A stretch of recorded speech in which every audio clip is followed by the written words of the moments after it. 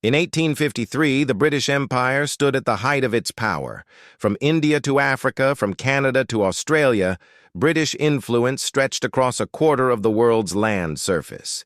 Yet within this vast empire, a single administrative decision would set in motion events that would claim over 1 million lives and fundamentally alter the relationship between Britain and its largest colonial possession.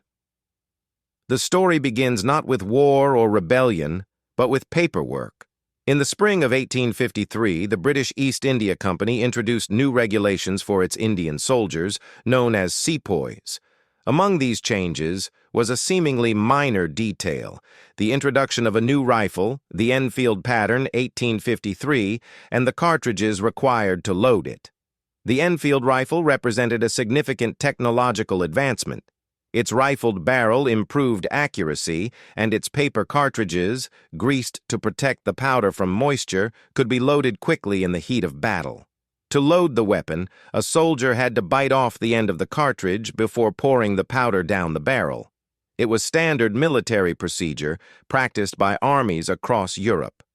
What British administrators failed to adequately investigate was the composition of the grease used to seal these cartridges. Rumors began to spread among sepoy regiments that the grease contained beef tallow and pork fat. For Hindu soldiers, the cow was sacred. For Muslim soldiers, pork was forbidden. The act of biting the cartridge would violate the religious principles of nearly every Indian soldier in British service. Company officials were aware of these concerns. Reports from officers in the field reached administrative centers in Calcutta and London. Some suggested using alternative greasing methods. Others recommended allowing sepoys to grease their own cartridges with vegetable oil or beeswax. These recommendations were acknowledged but not uniformly implemented.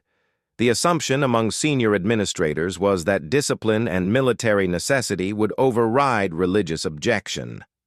This assumption revealed a deeper miscalculation. The East India Company had ruled large portions of India for nearly a century, but its control depended entirely on the loyalty of its sepoy army.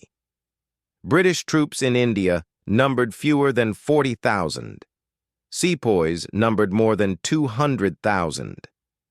The entire system of colonial administration rested on the willingness of Indian soldiers to enforce British authority over their own countrymen. In January 1857, sepoys at the Dum Dum Arsenal near Calcutta refused to accept the new cartridges. Rather than addressing the religious concerns directly, officers ordered disciplinary action. In February, a sepoy named Mangal Pandey attacked his British officers at Barakpur, an incident that resulted in his execution and the disbanding of his entire regiment. The response was intended to demonstrate authority. Instead, it demonstrated inflexibility. By May, unrest had spread to Meerut, a major garrison northeast of Delhi. When 85 sepoys refused to use the cartridges, they were court-martialed, shackled, and imprisoned. Their fellow soldiers, witnessing what they perceived as unjust punishment for defending their faith, mutinied. They freed the prisoners, killed British officers and civilians, and marched to Delhi. What followed was not a coordinated rebellion, but a cascading series of uprisings across northern and central India. Sepoy regiments mutinied in Lucknow, Kanpur, Jhansi, and dozens of smaller stations.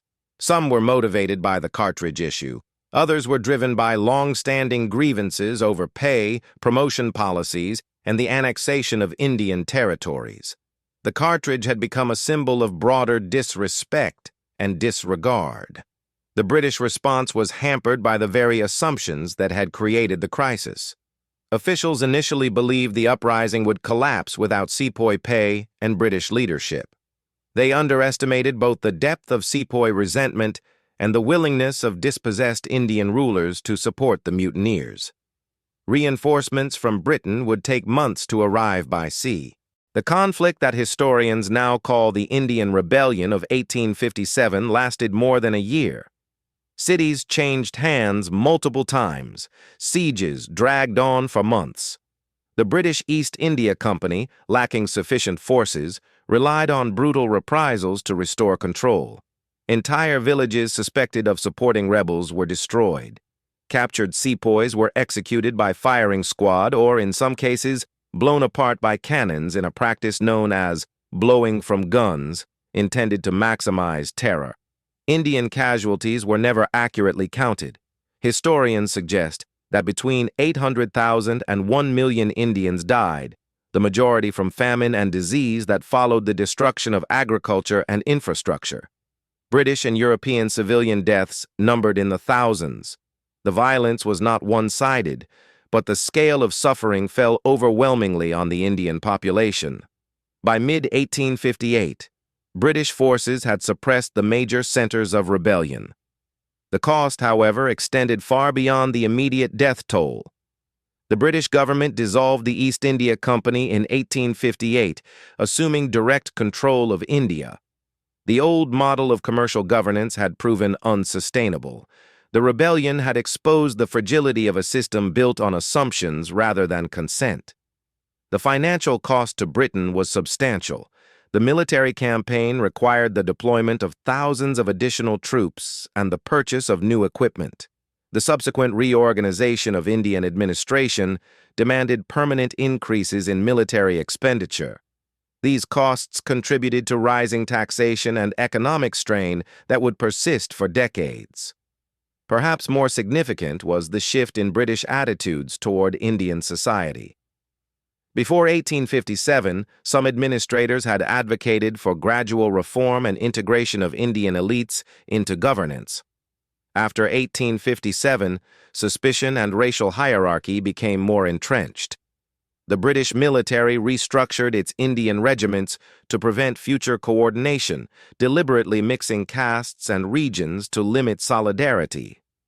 Trust had been replaced by control. For India, the rebellion marked a turning point in the trajectory toward eventual independence. The uprising had failed to overthrow British rule, but it demonstrated that such rule could not be maintained without enormous cost and constant vigilance. The memory of 1857 would inform later movements for self-determination, including the campaigns led by figures like Mohandas Gandhi in the 20th century. The introduction of the Enfield cartridge was not an act of deliberate provocation.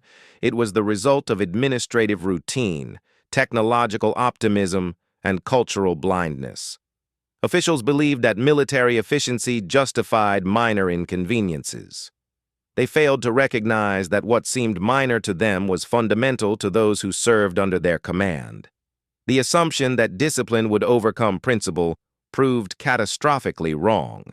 What began as a manufacturing decision in a distant armory ended as one of the most violent episodes of the 19th century.